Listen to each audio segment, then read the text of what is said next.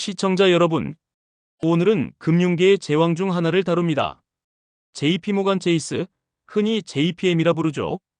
투자은행, 상업은행, 카드, 자산관리까지 전 영역을 아우르는 글로벌 금융그룹입니다.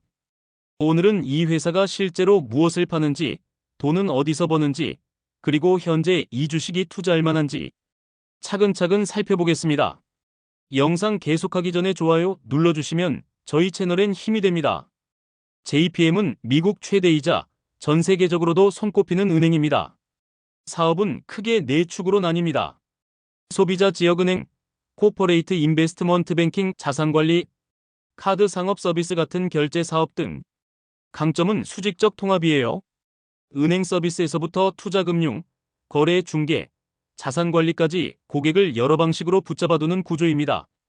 결과적으로 수익성이 안정적이고 경기 상황에 따라 다른 사업부가 서로 보완해주는 포트폴리오를 갖고 있죠. JPM의 비즈니스 모델 보겠습니다. JPM의 수익은 크게 이자이익과 비이자 영업이익으로 나뉩니다. 이자이익은 대출과 보유 자산에서 발생하는 순이자 수익을 말합니다. 금리 사이클에 민감합니다. 거래 투자은행 수수료에는 M&A, 채권 주식 발행, 트레이딩 수익 등으로 변동성이 크지만 고마진입니다. 자산관리 수수료는 펀드 투자 상품 운용 수수료로 안정적 수익원이 됩니다. 결제 카드 수수료는 소비와 결제가 늘면 꾸준히 늘어나는 캐시카우 역할을 합니다. 이 구조 덕분에 금리 상승기, 시장 화랑기, 소비 호황기 등 여러 시나리오에서 각기 다른 축이 실적을 떠받칠 수 있습니다. 그럼 JPM의 재무 확인해 볼까요? 최근 2025년 2분기 실적 기준으로 핵심 포인트를 정리하면 다음과 같습니다. 보고 기준 매출은 약 449억 달러, 순이익은 약 150억 달러 수준으로 강한 내역을 보였습니다.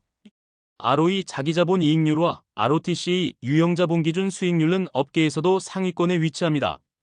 기본 자기자본 비율 CET1은 약 15%로 규제 기준을 넉넉히 상회하고 있어 자본 건전성 측면에서 안심할 만합니다. 대규모의 현금, 유동증권 포트폴리오와 약 1.4조 달러 수준의 평균 대출 잔액을 보유의 수익 기반이 튼튼합니다. 이 숫자들은 은행의 규모 수익성 건전성이 함께 존재한다는 걸 보여줍니다. 애널리스트 컨센서스 확인해 볼까요? 시장에서는 대체로 긍정적입니다. 주요 애널리스트들의 12개월 평균 목표가는 약 320에서 330달러 선으로 현재 주가 대비 소폭의 상승 여력이 있는 것으로 집계되고 있습니다. 추천 등급은 매수 비중이 높은 편이지만 목표 범위는 기관마다 다릅니다. 투자자 입장에서는 배당 수익률, 자사주 환매 안정적 이익을 감안해 밸류에이션을 판단하는 게 현실적입니다. 사업부별 분석해 보겠습니다. 소비자 지역은행은 예금과 모기지, 개인 대출을 다루는 사업입니다. 대형 지점망과 브랜드 파워로 소비자 예금을 확보하고 결제 카드 연계로 생태계를 만들고 있습니다. 디지털 뱅킹과 모바일 UX 개선에 계속 투자 중입니다. 코퍼레이트 인베스트먼트 뱅크는 자본시장, M&A 자문, 트레이딩 부문을 포함합니다. 시장 변동성에 민감하지만 수익성이 높아 전체 이익에 큰 기여를 합니다. 자산 웨스 매니지먼트는 자산관리 자본을 기반으로 안정적 수수료 수익을 창출합니다. 초고액 자산가 대상의 자문, 운용 비즈니스는 경기 변동에도 비교적 탄탄합니다. 카드 결제 사업은 소비자 카드 가맹점 결제망으로 꾸준한 수수료를 벌어들입니다. 소비 회복 국면에서는 이 부문이 빠르게 반등합니다. 각 부문이 서로 상쇄하면서 전체 실적의 변동성을 낮추는 게 JPM의 큰 강점입니다. 경쟁사 분석입니다. JPM의 직접적 경쟁자로는 뱅크 오브 아메리카, 웰스파고, 시티그룹 같은 대형 상업은행이 있고 투자은행 트레이딩 측면에서는 골드만삭스, 모건 스탠리가 경쟁 상대로 작용합니다. 비교 포인트는 다음과 같습니다. 첫째, 자본력과 리스크 관리. JPM은 규모 측면에서 우위가 있고 스트레스 테스트, 자본 비율 관리에서 신뢰를 쌓아왔습니다. 둘째, 프랜차이즈 다각화. 많은 경쟁사가 특정 부문에 치우쳐 있지만 JPM은 포트폴리오가 더 넓습니다. 셋째, 비용 효율과 기술 투자. 핀테크 클라우드 AI 투자에서 뒤처지면 중장기 경쟁력에 타격을 받을 수 있습니다. 결론적으로 JPM은 범용금융 플랫폼으로서 경쟁 우위를 유지하고 있지만 각 경쟁사와의 부문별 싸움은 계속됩니다. 몇 가지 최근 이슈를 정리합니다. 첫째, 경영진 발언과 거시 인식입니다.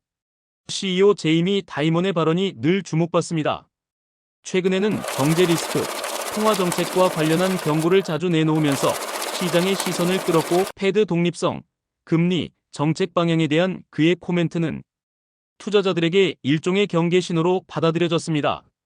둘째, 실적 가이던스. 분기 실적에서 트레이딩, 자산관리, 카드 부문이 호조를 보였고 은행은 전반적으로 강한 수익성을 유지했습니다. 다만 비용 증가, 보수, 마케팅, 기술 투자와 신용비용, 차입자 부실화 가능성은 모니터링 포인트입니다. 셋째, 규제, 정책 환경. 은행업은 언제나 규제의 영향을 받습니다. 자본 규제, 해외 규정, 금리 정책 변화는 실적과 자본 전략에 곧바로 이어집니다. 넷째, 핀테크와의 경쟁 협업. 스트라이프, 페이펄, 스퀘어 같은 결제 핀테크 업체들과의 경쟁이 있지만 동시에 파트너십으로 손을 잡아가는 사례도 늘고 있습니다. JPM은 내부적으로 AI 클라우드 디지털 결제 역량을 강화하며 대응 중입니다. 자, JPM에 대한 시장 평판은 어떨까요? JPM은 전통과 신뢰의 이미지를 가지고 있습니다. 큰 위기에서 살아남은 경험과 탄탄한 리스크 관리 시스템은 기관 투자자들의 신뢰를 얻어왔죠. 반면 미디어와 대중은 때때로 대형은행의 영향력, 보수성과 사회적 책임 문제를 비판적으로 보기도 합니다. 결국 평판은 신뢰 금융 안정성과 책임 규제 사회적 역할 사이의 균형으로 요약할 수 있습니다. 투자 전 반드시 점검할 항목입니다. 첫 번째, 금리 시나리오입니다. 금리가 빠르게 떨어지면 이자 이익이 줄고 급격한 상승은 대출 포트폴리오의 신용 리스크를 불러옵니다. 두 번째, 신용 리스크, 대손 비용입니다. 경기 둔화 시 카드 상업 대출 부문에서 충당금이 늘어날 수 있습니다. 세 번째, 시장 리스크입니다. 거래 트레이딩 수익은 시장 환경에 민감합니다. 네 번째, 규제 법적 리스크입니다. 거액의 소송 규제 비용 가능성은 항상 존재합니다. 다섯 번째, 기술 경쟁 리스크입니다. 핀테크의 대체 위협과 내부 기술 투자 실패 가능성이 있습니다. 이 항목들을 분기별로 체크하면 위험을 관리하기 쉽습니다. 마무리로 투자 관점에서 정리하면 다음과 같습니다. 단기 트레이더 관점입니다. 금리 이벤트 실적 발표 전후의 변동성을 노리는 전략이 유효합니다. 이벤트 리스크 관리를 철저히 하세요. 중장기 투자자 관점입니다. 배당 수익과 자사주 환매, 안정적 ROE를 고려해 포트폴리오 방어용으로 적합합니다. 전체 포트의 3%에서 6% 비중을 추천할 수 있습니다.